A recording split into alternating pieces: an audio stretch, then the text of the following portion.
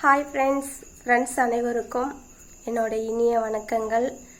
இன்றைக்கான வீடியோ வந்து பால் கொடுக்கக்கூடிய தாய்மார்கள் வீட்டை விட்டு எங்கேயாவது வெளியில் பயணம் செய்கிறப்போ வந்துட்டு எந்த மாதிரி உடை அணிந்து கொண்டு வெளியில் போகணுங்கிறத பற்றின வீடியோ தான் இன்றைக்கான வீடியோ.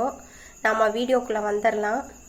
அதாவது பால் கொடுக்கக்கூடிய தாய்மார்கள் வந்துட்டு எப்போவுமே வெளியில் வந்துட்டு ஏதாவது ஊருக்கு எதுக்கும் போகிற மாதிரி ஐடியா அவங்களுக்கு இருந்து ஊருக்கெலாம் கிளம்புனீங்கன்னா அப்போ வந்துட்டு நீங்கள் வந்துட்டு குழந்தைய தூக்கிட்டு போகிறப்ப வந்துட்டு வந்து முடிஞ்ச அளவுக்கு வந்து நீங்கள் வந்து சாரி கட்டிட்டு போகிற மாதிரி பார்த்துக்கோங்க. எதுக்கு நான் சொல்கிறேன்னா, குழந்தைக்கு வந்து எப்போ பசி எடுக்கும்னு சொல்ல முடியாது. அப்போ வந்துட்டு அந்த நேரத்தில் நாம் வந்துட்டு சுடியெல்லாம் போட்டுக்கிட்டு போனோம்னா நாம் போகிற கண்டிஷன் என்ன கண்டிஷனில் இருப்போம்னு தெரியாது. இப்போ பஸ்லேயே நம்ம ட்ராவல் பண்ணிகிட்ருக்கோம், அப்போ குழந்த பசியில் கத்துது. அப்போ சுடி போட்டிருந்தீங்கன்னா எப்படி அந்த குழந்தையோட பசியை உங்களால் தீர்க்க முடியும் சொல்லுங்கள் பார்க்கலாம். பக்கத்தில் ஆளுங்க இருப்பாங்க, பார்ப்பாங்கன்னு ஒரு அச்சமாக இருக்கும். அப்படி இருக்கிறப்ப நீங்கள் வந்துட்டு என்ன பண்ணணும், முடிஞ்ச அளவுக்கு வெளியிலலாம் கிளம்புறப்ப முடிஞ்ச அளவுக்கு புடவை கட்டிட்டு போகிற மாதிரி பாருங்கள். இல்லையா, உங்களுக்கு புடவை கட்டுறது வந்து ரொம்ப இடையூறாக இருந்துச்சுன்னா இப்போ தான் ட்ரெண்டிங்காக வந்திருக்கு சுடி. அதாவது பால் கொடுக்கக்கூடியவங்க வந்துட்டு குழந்தைக்கு பால் ஊட்டுற மாதிரிக்க அந்த நெஞ்சி பகுதிக்கிட்ட வந்துட்டு ஜிப்பு வச்சு சுடியெலாம் இப்போ தயாரிச்சுட்டு வராங்க. தயவு செஞ்சு பால் கொடுக்கக்கூடிய தாய்மார்கள் வந்துட்டு அந்த மாதிரி ஜிப்பு வச்ச ஃப்ரண்டில் 2 பக்கமும் ஜிப்பு வச்சுள்ள சுடியை தயவு செஞ்சு நீங்கள் வெளியில் பயணம் செய்கிறப்போ வந்துட்டு அந்த மாதிரி சுடிதாரை நீங்கள் போட்டுட்டு போங்க. எதுக்கு நான் சொல்கிறேன்னா, நாம் பெரியவங்க வந்து பசி வந்து நம்ம தாங்கிக்குவோம்.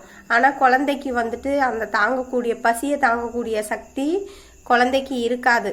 அப்போ வந்துட்டு நாம் வந்து சுடியெல்லாம் போட்டுட்டு போனோம்னா குழந்தை கத்துறப்ப நம்மளுக்கு அந்த டென்ஷன்லேயே என்ன பண்ணுறது ஏது பண்ணுறதுன்னு நம்மளுக்கு மைண்ட் செட்டே தோணாது.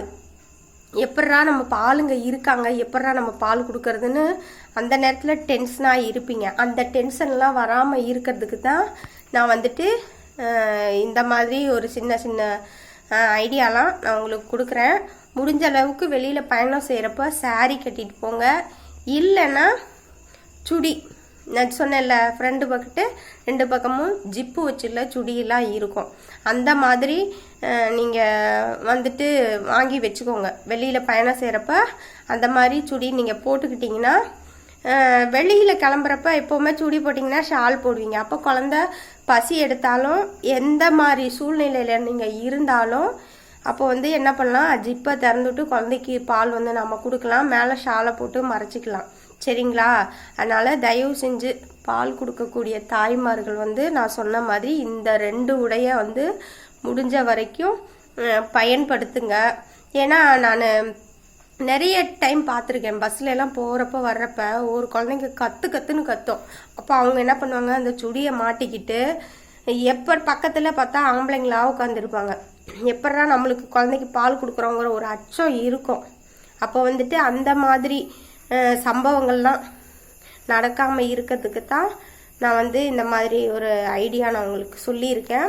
நல்ல தாய்மார்கள் வந்துட்டு வெளியிலலாம் பயணம் செய்கிறப்ப நான் சொன்ன மாதிரி இந்த சுடி, நான் ஜிப்பு வச்ச சுடி போட்டு போங்க.